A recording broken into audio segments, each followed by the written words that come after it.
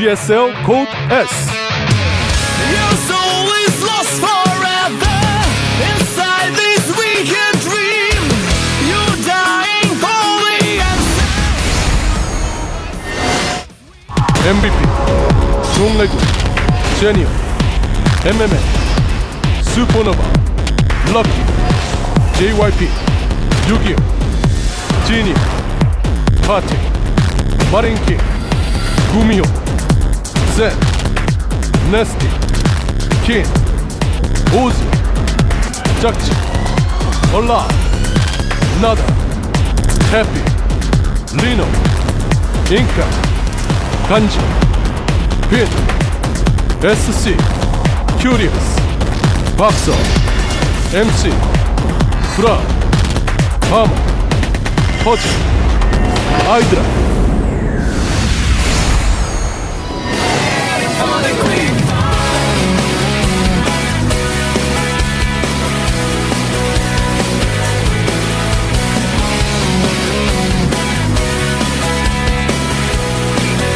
Greetings from Seoul, Korea, and welcome to the GSL Code S. Tasteless and Artosis here. We are finally back here at work. We had a great vacation. How was your New Year's? It was wonderful, Tasteless. Thank you so much for asking. No problem. I took a lot of time off. I played a bunch of StarCraft 2. Look. I did nothing but play StarCraft 2 for 3 weeks. It was 3 of the best weeks of my life. But you know what I like even more than StarCraft 2? What? The GSL. That's right. Same and here. Here we are, man. So, and I think this is going to be a great year. GOM has made a ton of improvements here for this upcoming year, a ton of new features on the website, and it's going to be a lot of fun. This Code S is going to be so sick. I cannot wait. Thank you to our sponsors at Hot 6. Thank you, Blizzard, for making StarCraft 2 such an awesome game, doing such a good job patching it. And, of course, encourage your friends to check out the GSL at www.GOMTV.net. Spread the word. Get on Twitter.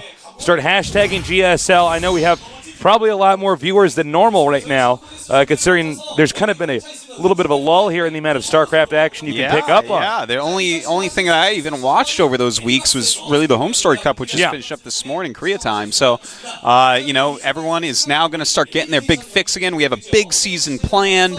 It's going to be absolutely epic, Tasteless. We have such a great format this time around. I don't think it's going to be all TVTs anymore. And, it's funny because when you think about it, a year ago we were casting nothing but Marine SCV rushes occurring. And now this game has evolved so much. And I'll get on to that in a minute, but let's take a look at the schedule. As you can see, for the first 2 weeks, it's going to be a nonstop early phase of the GSL Code S. Shortly after that, we will have, on Friday and Saturdays, the GSTL Code S will have by then thinned out to about 2 days and ultimately 1 day a week. But right as GSL Code S starts to thin out, we start bringing in more GSL Code A. If you're new to the GSL, think of it like this. GSL is the league you want to be in. No matter what, it is the best of the best. The players in Code A are trying to get into the GSL Code S. And once you're in the GSL Code S, you're trying to win that. The Team League, sort of a separate entity. All these guys on teams like Slayers, everybody else, they're all battling out against these other teams. It's pretty epic. Well, Code S is the best players in the world. It is the hardest tournament in the world. There's no doubt about that. There's no way to even have anything else come close. I mean, when these players fly out of the country, they win tournaments. Yeah. And that's just the way it is. So this is the tournament to watch, Tasteless. If you look at Korea is so dominant in a few things. Archery, for one, ice skating. But StarCraft is the other one. Yeah. It's a situation where the Koreans are dominating the world, and when these guys leave, they do really kick a lot of ass. Now let's go into the players that we're going to be looking at today. 4 heavy hitters, a Zerg and 3 Terrans. Well, they are quite heavy hitters. This first guy, and it's also jjakji. He won our last GSL last season with the best Terran versus Zerg we have ever seen. One of the best players in the world, no doubt. Now Sen, mainstay in StarCraft 1 and StarCraft 2 as far as foreigners go. Now with Gamma Bears, a Taiwanese team. Slayer's Boxer. What introduction does this man need? The most famous pro gamer of all time. He invented StarCraft. Yeah, he basically taught us how to play the game. And finally, his apprentice, Ganji, another Terran player, very solid. Yeah, solid macro Terran from Slayers. Definitely going to be a good day here at the GSL Code S. Going to be a good night, too. We have a lot of games we're going to be casting here for you guys. So I can't wait. So our first match here at jjakji against Sen. Terran versus Zerg. Sen is our only Zerg today. We're going to see what's going on to Sen. We spoke to him briefly backstage. He was complaining slightly that his hands were so cold. Of course, you need to have your hands warm. When you're playing a game like StarCraft, you have the blood flowing through them. You have to keep that APM up. So, the game is now loaded. Let's see who's going to move on. jjakji, a champion of the GSL against Sen. He's been a champion of outside tournaments, but yet to dominate a Korean one. So let's find out who's going to win in this Terran versus Zerg. Will it be jjakji or will it be Sen? We're going to find out soon here at the GSL Code S.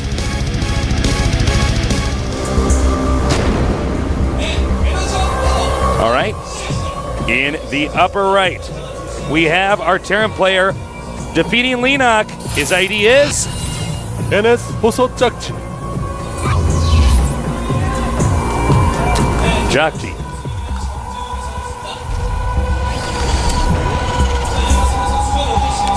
Very solid player. Over here, our Zerg player, the only Zerg in this group from Taiwan, his ID 간만이야 셋. from the team Gamma Bears. He is a force outside of Korea. He has won so many games. In fact, he's a guy you and I used to train against in StarCraft 1. Yeah, man. He's really good. He's outstanding. This is the guy that forever, since almost the beginning of time, has been able to compete with Koreans in StarCraft 1 and StarCraft 2. Yeah. And finally, he has decided, all throughout his career, he had great finishes and great results, better than basically anyone else outside of Korea, while doing things like school. But now he is completely devoted. Gamma Bears has picked him up. He's playing in the Taiwanese esports league. He's just kicking ass. He's getting better and better, and I can't wait to see where a fully motivated and dedicated Sen can go. Yeah, Sen did train very hard for this. He's been staying in the GOMTV training house, where a lot of foreigners, people from outside Korea, if they don't have an immediate place to stay and they're qualified enough to be that good, they'll stay there and train. Yeah. It is so important to train in Korea, or at least on the Korean server, as the highest concentration of top-tier players are here. Now here is what people voted for who's going to get through. Not surprising, jjakji is ahead of Sen. As you can see, Sen, look, he's good, but I mean, when you're up against somebody like jjakji who's had such a recent win and was so dominating when he won that game, can't really be too surprised with results like that. Well, the best TVZ that we've seen in the world so far is jjakji's, no question about it. And as we see, his rise was fast and it was steady. He went from the Code A right into the Code S, right into being a champion. That is a straight line, Tasteless, if I ever saw one. Yeah, talk about rapid improvement there. If I wanted to measure a Snickers bar, I would use the jjakji line. You should, man. That's a solid line, and it actually just be another good line to do that with. As you can see here, previously was Sen actually dropping down on somewhat of a downward spiral. He's back here now. Let's see if he can turn this around. That was a while ago. The Sen lost to Ness T actually in his last GSL performance, if I recall correctly. Oh, that's right, yeah. Actually played in the World Championships as well. But even in GSL, he is actually the first Zerg that really put up a fight against Ness T and almost took him out.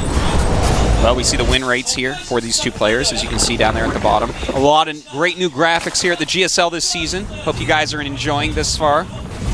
Stepping up our game, Tasteless. That's right. Well, the GSL was a huge success last year, and all we want for this year is to really, one-up it, to deliver even better, more awesome esports coverage here. So I hope you guys enjoy it. Well, a few things to point out, Tasteless. This is dual site. It's definitely a Hellion map. You open Hellion here almost every time, but jjakji's being a little bit sneaky here. He's not only opening Hellion, but he's getting a starport with a tech lab and 2 gases. So I think we're going to see cloaked Banshees as well. And this is going to be difficult because it's hard for Zerg to actually scout into Terran's main on this map. There's no good Overlord path. It takes a long time for an Overlord to get over there and actually scout out the main, even if you want to sacrifice him. And even then, you don't know if you're going to go in at the right place. So it can be a difficult map to open on for Zerg. Yeah, we're going to have to see how well Sen is at reading the situation. Now, here's a nice little tell. he sees the barracks is on the reactor. Yeah. So he's going to say, wait a minute, no more reactor Hellions here for me. They're coming at me. Yeah, and I mean that does tell him some things. But if I'm Sen right here, what I'm thinking is, okay, he just wanted 4 Hellions, and then he's going to expand. His command center is probably already done in there, but that's not the case at all. I mean, we have Cloaked Banshee on the way, and looking at what Sen has right now, he's not prepared yet. Doesn't need anything quite yet for it, but he's going to need it pretty soon, and he hasn't gone up to Lair. He hasn't gotten an Evolution Chamber, and if he doesn't get either of those before those Banshees are over at his base, it will be an auto loss. Yeah, and, well, we're going to have to see just how prepared he's going to be. So far, yeah, we do not have anything to check for. We do have one Evolution Chamber on the way in the bottom. Yeah, good timing on that. He is making a few more roaches as well. Now, whether these are for some aggression or just for defense, it's going to be hard to say, but it looks like he wants to put on at least some pressure. And oh my god, the Banshee is coming. Banshee is out. Cloak is done. And Sen cannot be happy here. His Evolution Chamber about to finish. He's going to have to quickly make a lot of Spore Crawlers all over the place. And that is exactly what he is going to do, but he's going to lose a lot in the meantime. Already a Queen going down. The Banshee with 3 kills right now, and it's going to just climb from there. Yeah, kind of a peculiar way to run over there with the drones going out to the main. I guess he just wanted to buy time until the Spore Crawlers could run. I thought he would have just ran them into the other, into the main base, but all right. He has now driven that out, but the second Banshee's here. And you can still do a lot of damage. You don't have to engage the Evolution Chambers. You can just stay where they cannot see you and do additional damage that way. Oh, absolutely. No question about it. And in fact, picking off any Queens would be huge. Now, you targeted down that Queen that had the most energy. Very smart. That way Transfusion won't come into play as often. Yeah, you can't transfuse yourself. That's right. And just picking off anything you can with these Banshees can be great. Just the fact that he has Cloaked Banshees out is going to change the rest of the game as long as they're alive. They're going to be able to hunt down expansions, and until mutas are out, it's going to be hard for Queens to defend anything. So we see Sen taking the expansion in the bottom right now, and I mean, he can't walk Queens over there. That's not going to happen for a while. So he has to get a little bit lucky and not have that scouted. Yeah, he's definitely making great use of the Banshees here.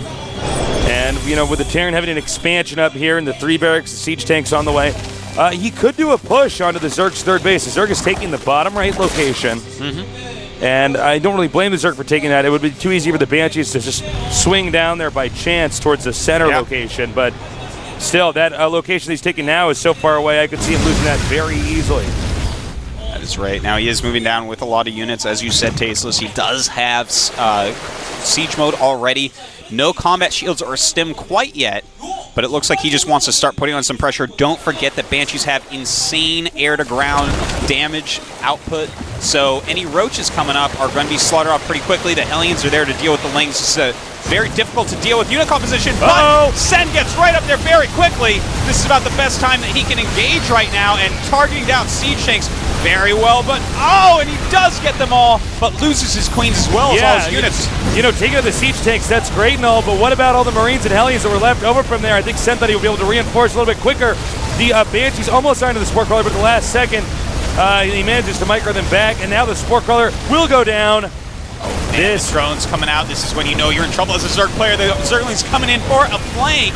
And even if he cleans this up, Tasteless, he's lost way too much. And the Hellion here in the back is doing so much additional damage to the drones. He's lost 28 drones at this point. That is so much damage. And this entire time, jjakji's macro has been spot on. Even gunning down an Overlord here. Unbelievable play so far. Now using the Banshees to hit the roaches. He sees that the Spore Crawler moved up, so he's going to send the Banshees towards the expansion. Oh my god, jjakji is in top form today, Tasteless. He is just dismantling Sen with beautiful timings, exquisite control, and perfect macro to back it up. This is a Codes champion right here. We have 6 Mutalisks on the way. And we're going to have to wait and see a drop again over here. jjakji is just not letting down. He can just as easily pick up and leave. So many hits everywhere on the map. I think he might even regroup after this drop into a push that could potentially end the game. It'll depend on how good Sen is at dealing with this kind of stuff. Man, Sen is in so much trouble right now. He's trying to re-drum, but another push is on the way. A lot of Marines in. They do have stim. There are medevacs as well. And Sen just doesn't have the army to even deal with this right now, let alone the drones to keep his production up. So I think that we're actually going to see Sen have to GG here pretty quickly. I think this is GG here. We'll see. But I got to call it like I see it, guys. And with this many siege tanks coming in here, the mute is not being effective. Oh, they got that one tank. That's something. Well, looks like Sen right now just trying to get more units. Going to bring his drones out one last time. Not going to work, though. And we're going to have to see a GG from Sen. jjakji has completely dismantled in this game. Oh, my God. And, of course, if he loses the layer here, the tech tree can be reset once he wipes out the tech buildings. And it's at half health. He's going to have to use these links to try to just buy some more time. Can he do it? And it looks like no. The answer is he cannot. GG. Wow. Wow, indeed. How that is about what that? jjakji looks like, man. Still the best TVs here, as far as I'm concerned. Talk That about is- getting in his opponent's phase. Man, this kid is unbelievable. But guys, do not worry. This is a best of 3. We're in the new season of GSL, a season with a great format where you have to actually be so good to win. One bad game is not going to cost Sen this match. Yeah, Sen could come back. You could see Sen a bit concerned. That was a very, very dominant game coming there from jjakji. That was the one where Sen never really got an edge. Yeah, It was he jjakji really never did. chipping away at him until eventually he was picked off. I mean, that's one of those games that's very frustrating to lose. To keep on top of your game in game number 2, that's going to be tough. Yeah, but he gets the map choice. It's going to be Daybreak, and that map, it's good for ZVT. You don't see a lot of early kills on this map. Yeah, if it is an early kill, normally it's the Zerg doing the killing. Yeah, it's a big open map. It's a long trip to get to, especially the Zerg's first expansion. So, And dude, Marines are like children. They're like, "Are we there yet? Are we there yet?" Or, no, you're not there No, yet. man, And when you it's a get big there, map. he's gonna have a lot of Zerglings and Banelings. yeah, and Baneling landmines also very popular on this map as well. So he'll have to watch out for that. Acquiring a third base, usually not too hard. We'll have to see. If jjakji tries to do what he did in game number 1, it should be less effective because, again, the map is just so big. Yeah, absolutely. It's much more of a macro-oriented map. It's something that Sen is extremely good at. He can keep up with anyone in the world macro-wise. But when you hit him with something so sharp like jjakji did there, as we saw, it did not work out so well. Looks like it's time to get game number 2 underway. Will Sen come back, or is jjakji going to do what most of everybody predicted and win this series? We're going to find out here as the game has now loaded. Terran versus Zerg, jjakji versus Sen. The map is Daybreak. I'm Tasteless. With me is Artosis. We're here in Seoul, Korea, casting the best StarCraft 2 players in the world here at the GSL Codes.